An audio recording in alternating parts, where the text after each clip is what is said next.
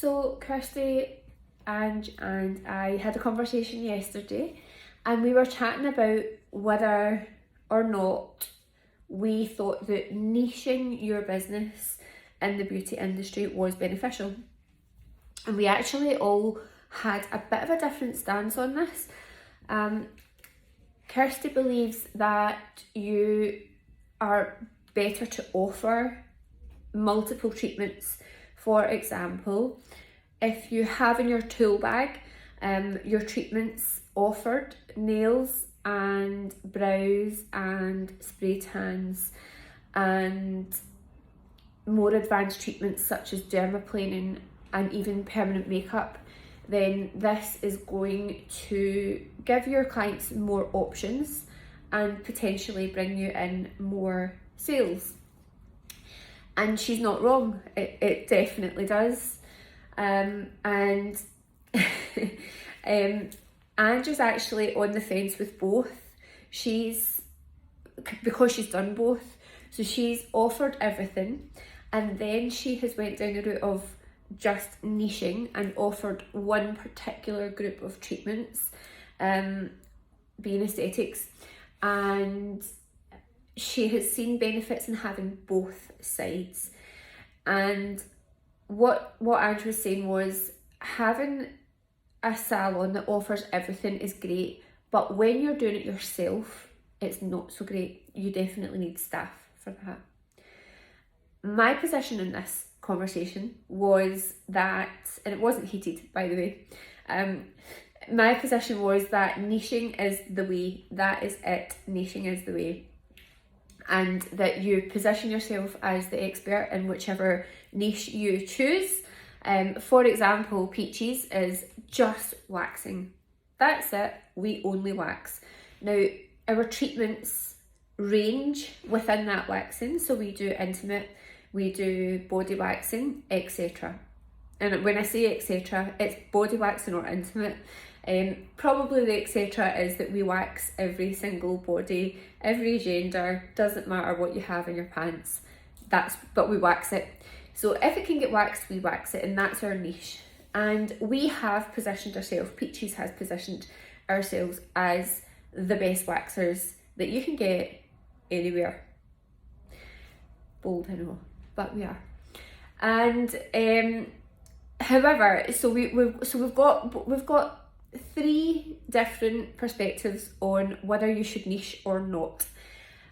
And if you're sitting on the fence, this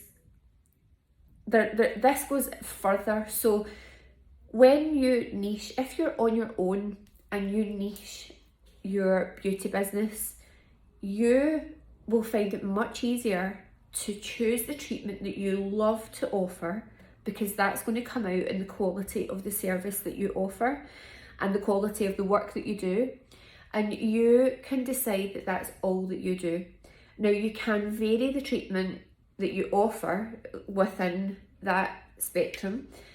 For example, waxing can be intimate waxing and body waxing and brow waxing. But then when you start to filter out and offer other things, then it starts to dilute the niche, therefore you're not niched. But it's easier to do when you're on your own. It's also easier to bring staff in and train them up on your niche and make them the expert within your business. And then you have a whole brand that has niched within the what you've chosen, the treatment that you've chosen. And then if you don't niche, or if you're not on your own and you do have staff, there is another benefit to not niching. So by that, what I mean is that you could choose to be the expert in what you love to do. And then what you can do is you can get your staff and you can train them up, and they can be the expert on doing what they love to do. And in that way, you're going to keep that passion and the quality of the treatment filtering through to your client. And then you've got the people who just love doing everything because they love having, they don't love doing the same thing all day, every day. They love having the variety, and that then shows within the treatment because the passion of variety is there. They are kept busy and kept occupied, and they are working in the best way that they can. So at the end of this conversation, we then realised that actually it's to do with personality. I am an all-on black gambler. Don't gamble, but that is what I would do. I would put it all on what I thought that it would win, and if it didn't, that's what happens. I am a risk taker, but I'm at the kind of higher scale of risk takers. And when you come away from that and you're a different personality type, sometimes that shows through with what you offer.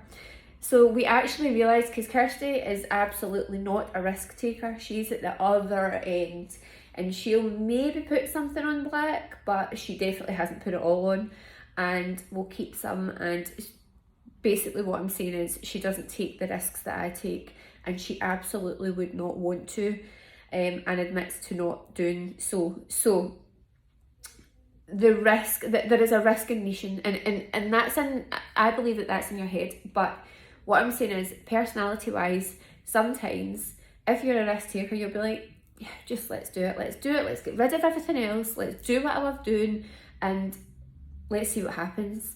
And there's other people who don't take the risks, who want to offer everything out, and who think that it's a safer option.